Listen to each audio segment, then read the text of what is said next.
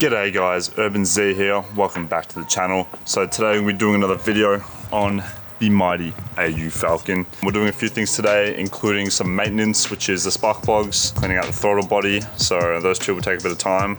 Not the spark plugs, mainly the throttle body. And then we're gonna be doing some weight reduction to do with the interior doors, the door cards. We're gonna take that out.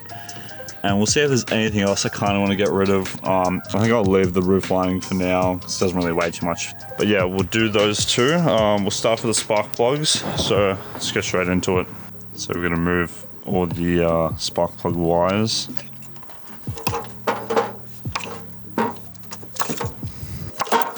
There we go.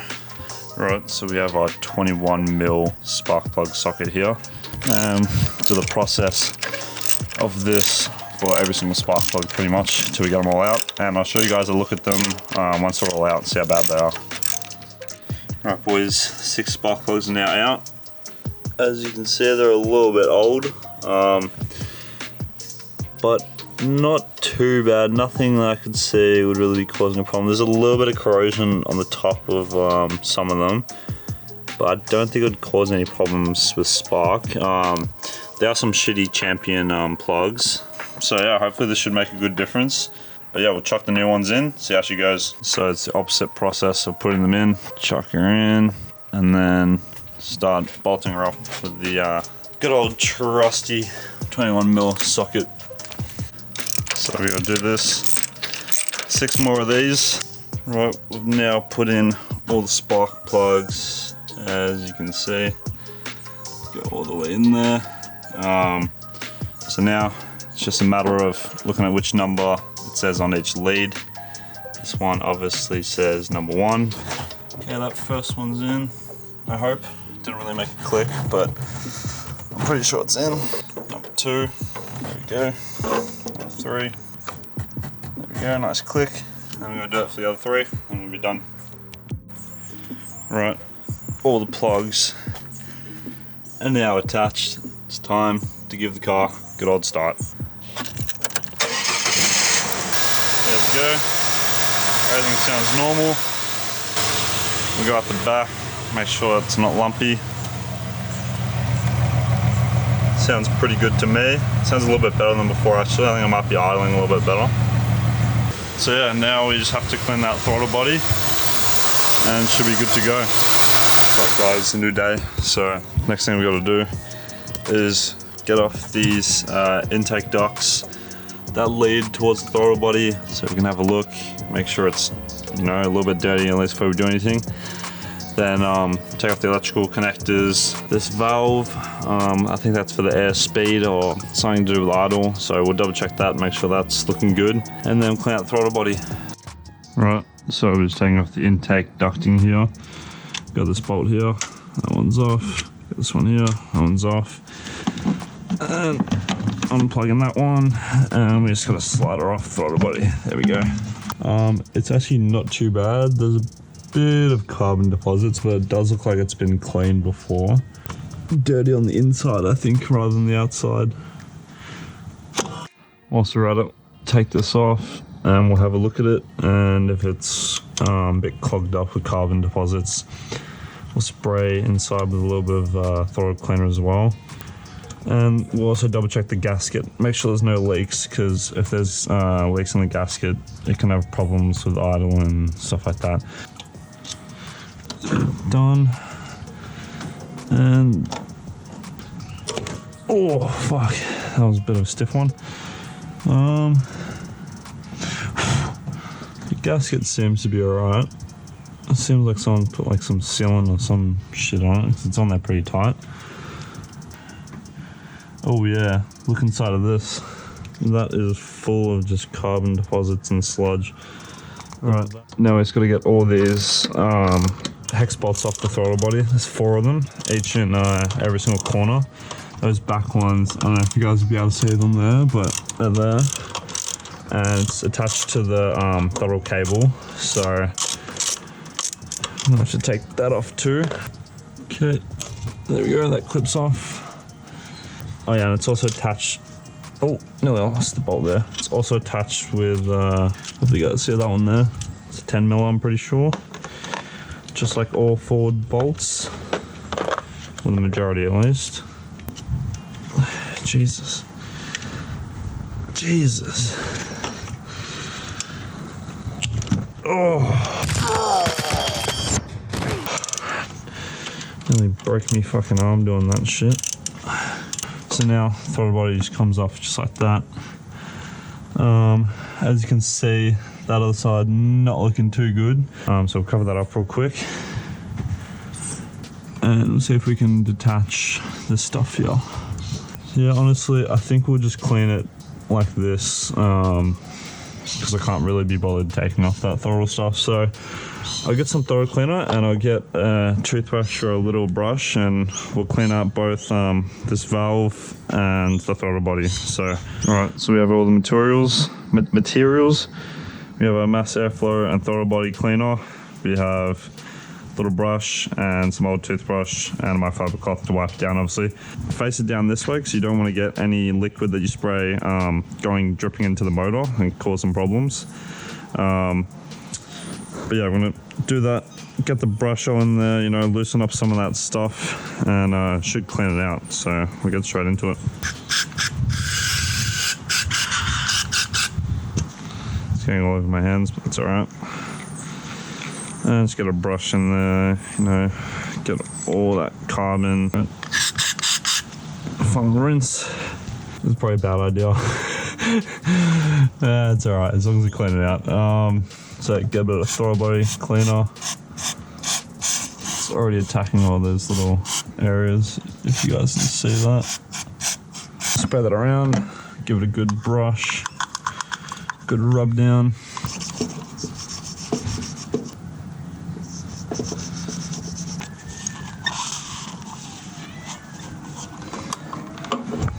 I hear kitty. Hey kitty.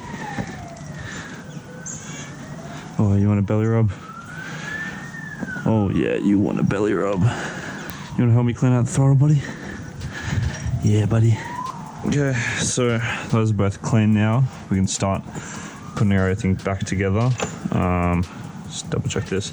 Yeah, I might hit this with a bit of sandpaper real quick just to clean up that surface right there. But I think we gave it a pretty good clean inside and out. And that should hopefully be a little bit more responsive and not get stuck or whatever for ages. But yeah, I'm just going to quickly get some sandpaper and we'll clean up this right here. Alright, so the best I could find was some 400, but should still do the job.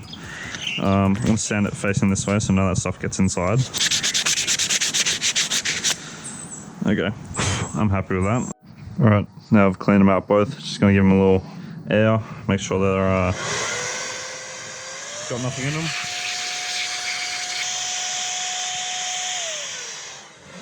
Alright, they seem pretty good. Time to tie everything back up. Hand tighten it. And we'll progressively hand tighten each one. Make sure they're all even Steven. My kitty coming to help me again. Okay, tighten that up a little bit. Tighten this up a little bit. And we go back and forth about 2 times.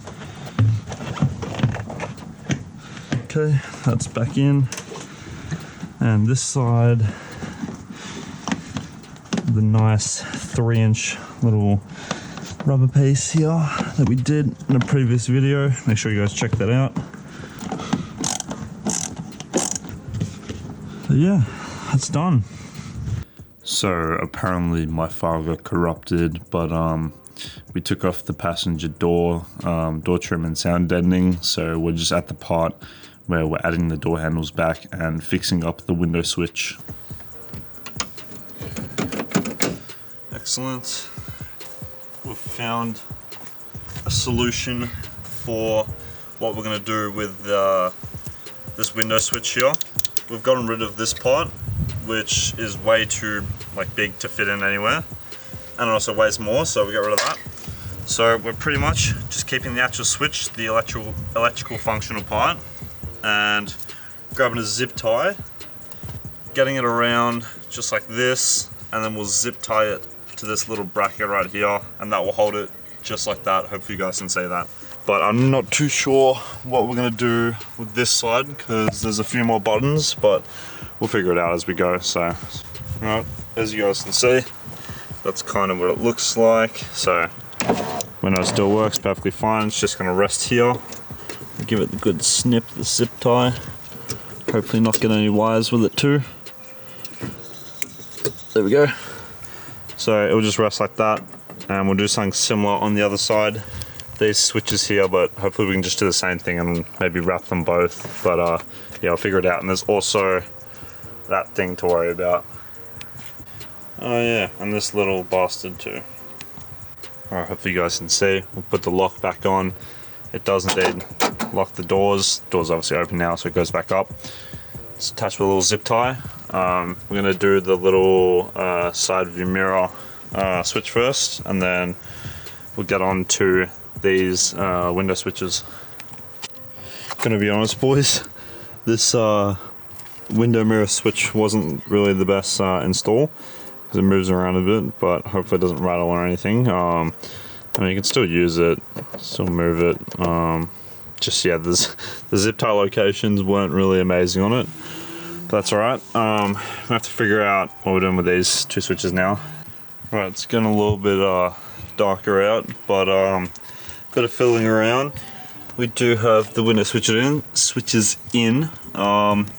We've zip tied two little points at the back that have like a little opening, so it's pretty firm. It's not really going to go anywhere.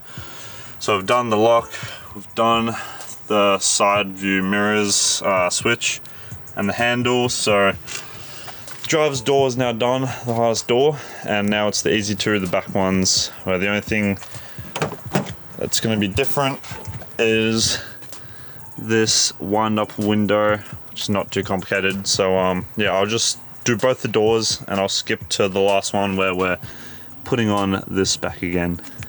Rightio boys, all the doors are done. All we have to do is that little wind up window thingo. It's not too hard. Get that screw somewhere in there. As you can see, cheeky Phillips. Where's Phillips when you need him nowadays, you know?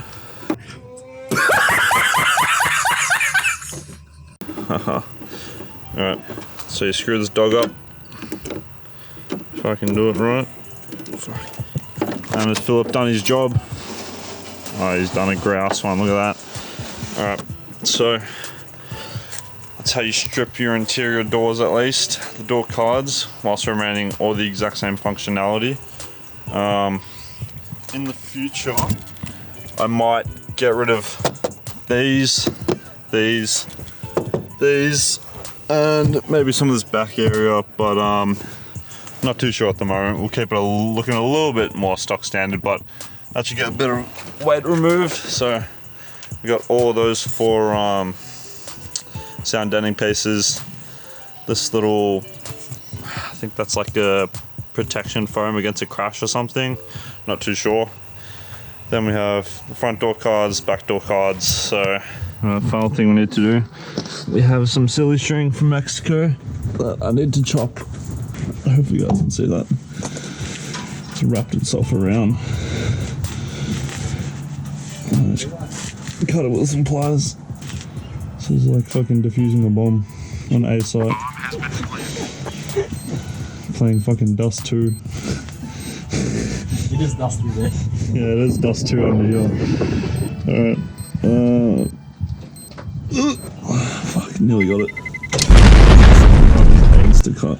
Alright, there we go. With a big piece of silly string. Fuck, they'll be calling me up for the anti-terrorist squad in a bit. Alright, there we go. And it seems that this can't sit a little bit further back because it obviously hits the side thing, so we're gonna have to push it a little bit further up or somewhere further down. And if you guys can see, it's holding idle pretty nice there. It's hovering around 700-800. It was more like 900 to 950 before, so it's idling a little bit smoother. I'm sure some new coil leads and probably coil pack would probably help it idle better with a new exhaust, of course. But that's for a future episode. Right, so I hope you guys have enjoyed that video. Doing a bit of maintenance on the AU Falcon. So next video, we are going to be either putting in a new exhaust or slamming the fuck out of this car. I'm still looking for some coilovers for the front, but the rear springs are definitely going to be chopped. And that's about it. So make sure to like and subscribe to the video if you enjoyed it. Add a comment if you want down below. Anything you have to say, David? EU Speed Pig Sututu.